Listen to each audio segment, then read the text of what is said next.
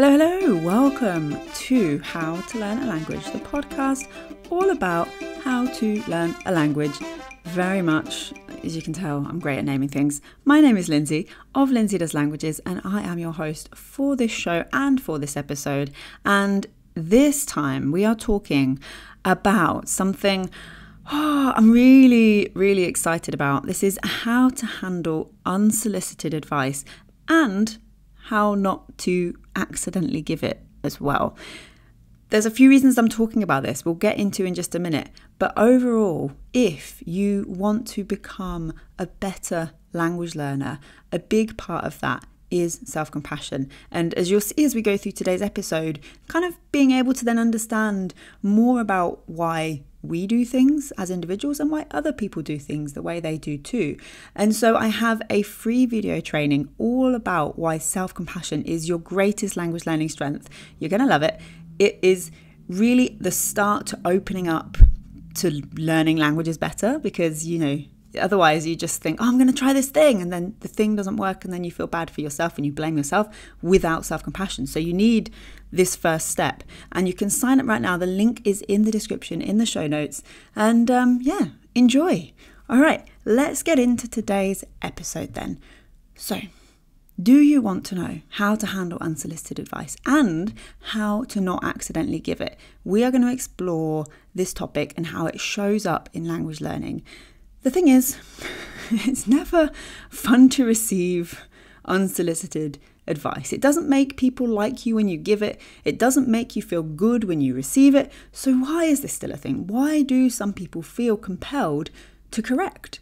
And I want to dig into this as thoughtfully as I can in this episode and to try and see things from both sides. So the person receiving unsolicited advice, and this one I can relate to a lot more, I hope, and the person giving it. I relate less to this, but I do want to try and be open-minded and try and consider why people give unsolicited advice.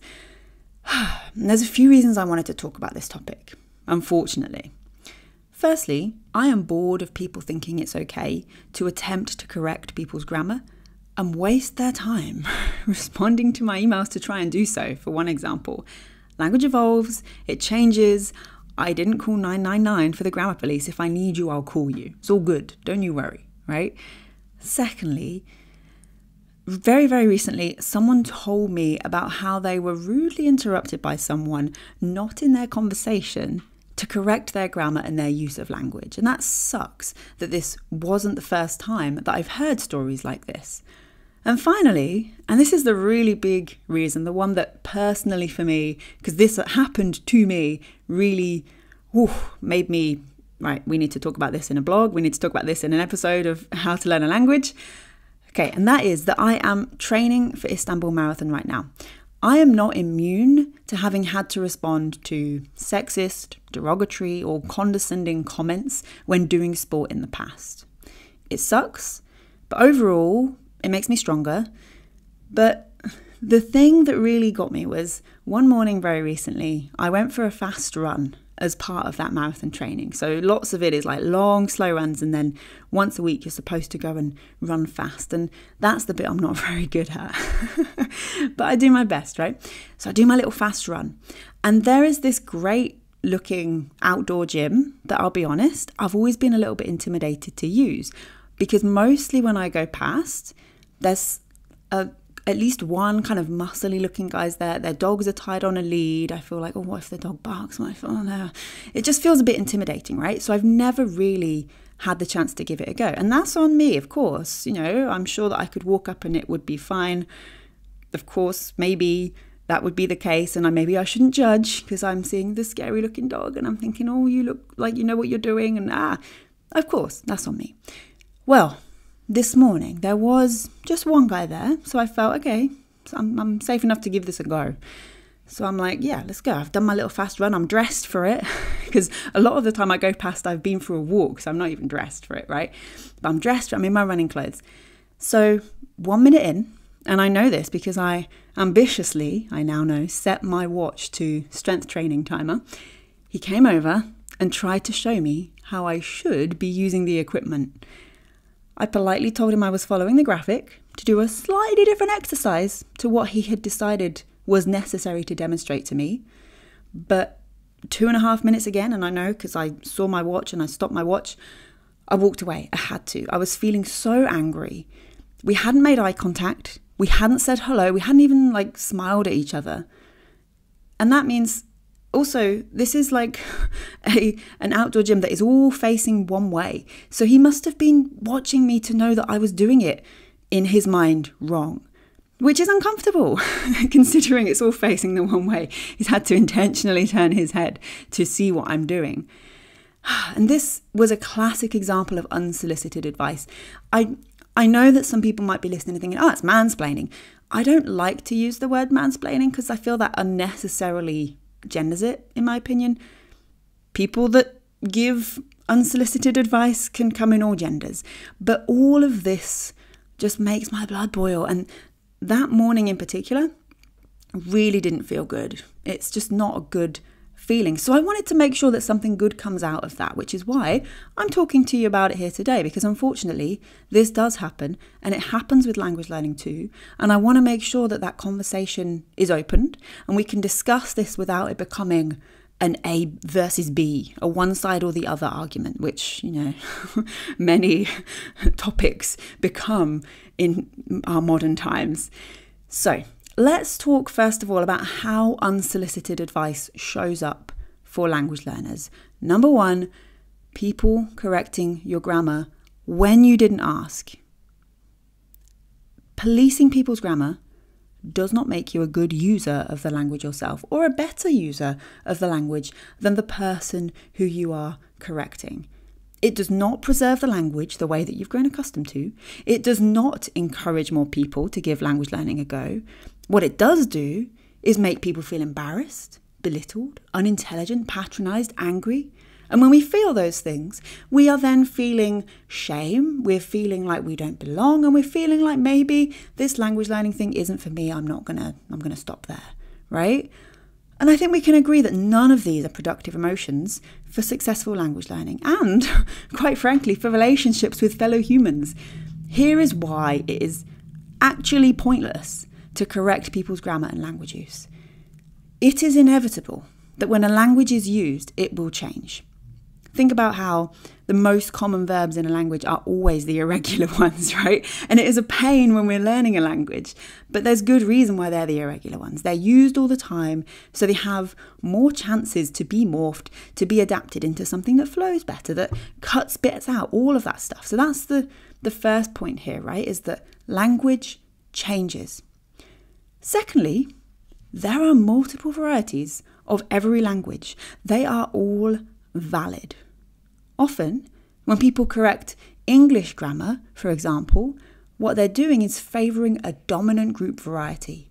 And what this does is diminishes the value of lesser known, lesser documented, or lesser respected varieties. And often, these people, these speakers of these varieties, are marginalised groups. So when you correct people's language use and it's unsolicited, you are perhaps unintentionally, but you're doing it anyway, devaluing an often already devalued language variety.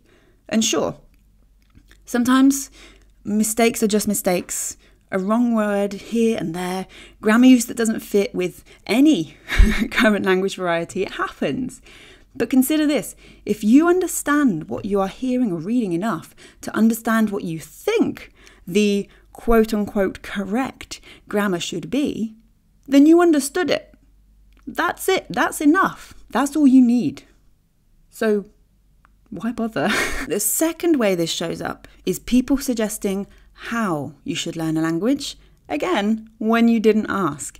If I've said this once, I've said this a million times. There is no one method or system to successfully learn languages. You do not necessarily need immersion in a country. You do not need to choose between comprehensible input and full exposure speaking or any other A versus B language technique. You see someone share how they're learning a language and that works for them and they're not asking for advice about what to change. It's all good. No unsolicited advice needed. Let people do what is working, even if it's different from your choices. And thirdly, people telling you which language to learn when you didn't ask. At first, I thought this one might be a little bit rarer, maybe more of an online thing, right? I've had countless YouTube comments and emails, etc., telling me I should learn this language and that language. So I figured, it's probably just a consequence of excited native speakers or learners who want to see your experiences with a language that they're familiar with. Okay, I can see that. But then the more I thought about it, the more I figured that everyone can probably relate to this, because think about when you tell your second uncle twice removed at that family wedding that you're learning Quechua. Quechua? Why on earth are you bothering with that? You should use your skills to learn Chinese. That's the future. And I know that this is mostly innocent throwaway comments, but it can add unnecessary pressure and questioning to a previously content language learner. That's not what we want. So, there are multiple ways, as we've seen. These are just 3 examples, but there could be something else right now that you're thinking of, it's like that time when that person did that thing and gave me that unsolicited advice in my own language learning. Let me know if that's the case, how this has shown up for you and what it was. I'd love to hear from you. Do feel free. You can email me, lindsay@doeslanguages.com. But I also want to consider why people give unsolicited advice. Let's try and be fair, right? Because firstly, they could genuinely be trying to be helpful. So perhaps that man at the outdoor gym thought I would hurt myself. So I have to acknowledge that maybe he was trying to save me from injury. It doesn't make it easier to deal with in the moment. It feels embarrassing, it feels patronizing, and my response was to leave because I then didn't want to be there anymore. And as I walked away, I couldn't decide if I was more mad at him for giving his unsolicited advice or more mad at myself for leaving when I had a right to stay there. And it's probably a bit of both, to be fair. But trying to consider in, sort of retrospect after it happened, I thought maybe he was trying to be helpful in the only way he knew how. It's possible that people have just learned what they're sharing recently. So maybe when people are quite excited to share their unsolicited advice with you, it's because they were making the same, perhaps presumed, mistakes recently too. When I was watching Baz Luhrmann's Romeo and Juliet for the first time since school, I instantly had to text my sister to tell her that Ross and Monica's mum from Friends plays Romeo's mum. And I was like, this is new information for me. So I can understand that urge to share our newly learnt knowledge with others. And of course, perhaps they just want to be friendly.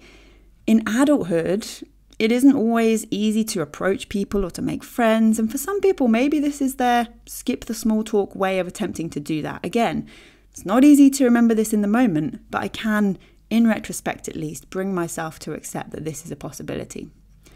So we've had our little rage moment of receiving the unsolicited advice. We've had a chance to cool down and consider why perhaps people have given it. Let's now talk about how to respond to unsolicited advice. Number 1, a polite thank you, but I'm doing it this way. And this is the easiest way because it typically requires the least follow-up. It's not rude, so it doesn't conflict with our human desire to be kind and to save face either. And you can let people say what they need to say, thank them briefly, and just continue what you were doing. That's the easiest way, just to kind of thank you, nod, carry on with what you were doing. If they then choose to return to you and say, no, I told you to do it this way, what are you doing? Then maybe you can perhaps, that's the time to be a little bit more firm, right? But I think we can go in first of all with a more gentle approach, a less kind of presumptuous approach, right? Just a little bit more friendly. Let's keep things nice and cool. Secondly, go in with a deferring topic. So to take the spotlight off of what you were doing, it can be helpful to defer the conversation to a different topic. So try thanks. How are you getting on with your language learning, right? Or if I'm at the outdoor gym, thank you. What are you doing on that bit of equipment, right? Just something different there. Thanks. What are you training for, right? So thanks. How are you getting on with your language learning? And maybe they'll say, great, I'm an incredible language genius, which is why I give unsolicited advice, because everyone needs to know it. But really, it's more likely they'll either keep things brief, yeah, good, thanks, or it will become a deeper conversation. So there's a chance here to just veer off topic and distract the conversation from your big mistake that needed correcting. And of course, ignore it. So what I don't recommend is responding angrily or aggressively. We never know someone's circumstances or what kind of day they've had up to that point. And I don't find this a helpful response in most situations. Instead, if you do find that you want to scream back to your unsolicited advice giver, just try to ignore it, perhaps even walking away to allow yourself that time to calm down and not say or do anything that you'll regret. So for example, if we're talking about responding to an unhelpful comment online, walk away from the computer, put your phone down, think on your words before responding. You'll always respond more mindfully with reflection than in that moment when the anger is still bubbling up, right? And finally, I want to share how to not accidentally give unsolicited advice. So as we've discussed, there are ways that, there are reasons why people might give unsolicited advice. And I think when we accept that, we can realize, oh, maybe I've done this too, right? And maybe we all have. So firstly, consider if it will actively save someone from a risky situation. None of us are immune to accidentally giving unsolicited advice. And yes, even if you feel that you're always on the receiving end and would never treat someone else that way, it can happen. So the first thing to consider when dispensing advice in general is whether someone is at risk. And that might sound extreme, and in a language learning context, often this makes things seem kind of trivial, the thing that we want to give our unsolicited advice about, and we think, is that person at risk? No, not really. Then we can hold back, right? So this is good because then we've avoided giving unsolicited advice. So for example, will someone be so dangerously misunderstood if they make that pronunciation mistake? Most cases, no, things are going to be fine. But if you know that the one way of pronouncing that vowel makes it a word that they're going for, and the other way, the way that they're currently saying it, is the worst swear-filled insult possible in that language, then yeah, that could be a good time just to politely share what you know. Second, consider if it is relevant and helpful. So when someone tells you that they are enjoying and making progress and they're happy with using apps to learn a language, it's not exactly crucial that they know that you read a thing once last week that said, language apps are trash. Keep it to yourself if it won't help someone. There's no reason to open up that negative dialogue with that unsolicited advice. And finally, if after considering these things, you do decide, I do want to share what I know with this person, ask. Ask if someone wants your advice first. If that person in the outdoor gym had come over and said, can I show you a way to do what you're trying to do? Then maybe inside I would have been feeling like, no, thank you. But even if I'd said, okay, then I'm open to it. I've invited that.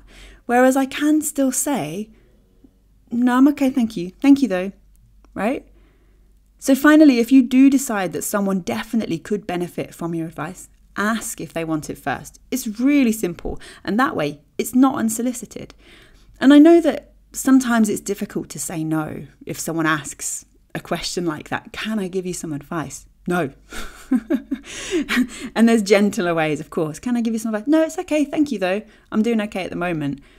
That's a gentle, softer way to just get rid of the unsolicited advice that is now being questioned politely to you. However, I do find for myself that if I end up saying yes, then I'm able to take it with more of a pinch of salt when someone has asked first. If you want to take it on board, it's easier when you've agreed to hear it. And if you don't, then it's easier to dismiss it without anger, without embarrassment. And as for the advice giver, it can feel better knowing that you're not butting in when you're not wanted. So there we go. That is everything that I wanted to say on unsolicited advice and how to handle it, how not to give it accidentally, and how it all relates to language learning. I really do want to hear your thoughts on this topic because it's something I've not spoken about or heard people really talk about that much in language learning. And so, if there's something that has come up for you, do feel free to reach out and let me know at lindsay@doeslanguages.com. The email will be in the show notes below as well. And as I mentioned at the beginning, all of this stuff is all about understanding ourselves better. And one of the most important things that we need for that with language learning is self-compassion. So I have a free video training for you. It's called Why Self-Compassion is Your Greatest Language Learning Strength. You can access this right now and watch it straight away. So all you need to do is visit the link in the show notes below and you'll be able to opt in and see all of that stuff, and then enjoy the video and enjoy thinking more about your own language learning. I'm looking forward to being back with you very, very soon. Have a wonderful rest of your day, and I'll speak to you then. Thank you. Bye.